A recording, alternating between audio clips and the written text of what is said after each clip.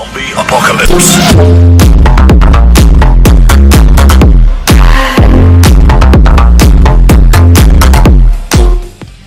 Et salut tout le monde, c'est le Végéto.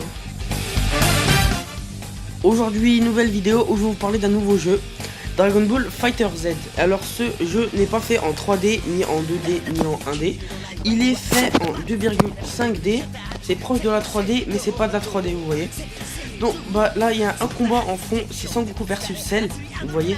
Et c'est juste magnifique les combos. Vous allez voir que la Sangohan va s'envoler et ça va vraiment me faire penser à l'animé. Mais attends, je sais pas comment il va le faire, mais en tout cas regardez. Là ça va vraiment faire penser à l'animé, c'est ça qui est bien fait, regardez. Ça c'est vraiment, ils ont bien bossé dessus. Et ça franchement je les félicite. Je les félicite d'avoir fait ça parce que franchement je pensais pas un jour qu'il y aura un jeu comme ça. Franchement le style de jeu me fait beaucoup penser au Budokai. Quand on casse une planète, après on atterrit dans un autre terrain. Tu as la planète Namek qui se casse. Vous voyez c'est vert et tout ça. Il y a l'herbe bleue et tout ça. Et dès que ça se casse, il y a la planète qui devient toute pétée comme avec Freezer contre Goku dans la planète Namek. Et vous allez voir dans cet extrait que les entrées sont juste magnifiques. Genre quand un personnage rentre, vous voyez là Cell vient de rentrer dans l'arène et c'est vraiment hyper stylé. Moi j'aime bien ce genre d'animation.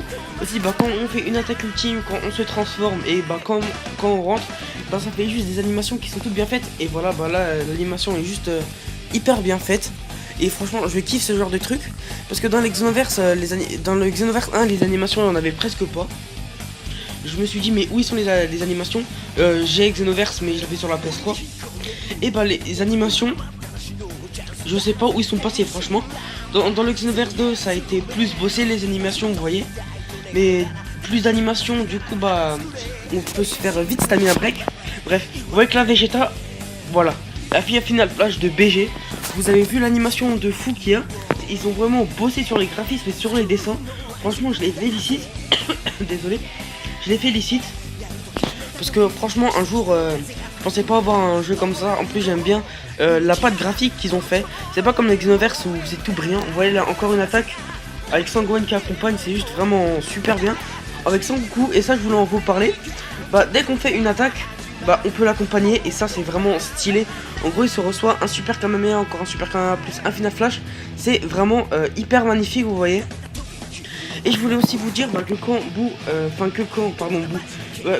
fait une attaque ultime et que quand la planète se casse, ça fait une animation de malade qui me fait penser au Naruto, au Ninja, non, désolé, comment ça s'appelle, Ninja Storm 4, je crois que ça s'appelle comme ça.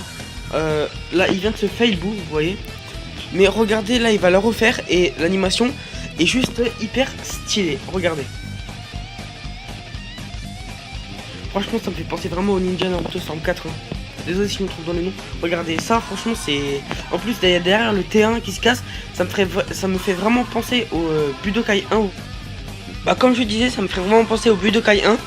Quand le terrain change, dans l'Xenoverse dès qu'on faisait une attaque, il n'y a pas beaucoup d'animation. Et en plus il n'y a pas la planète qui change et tout ça.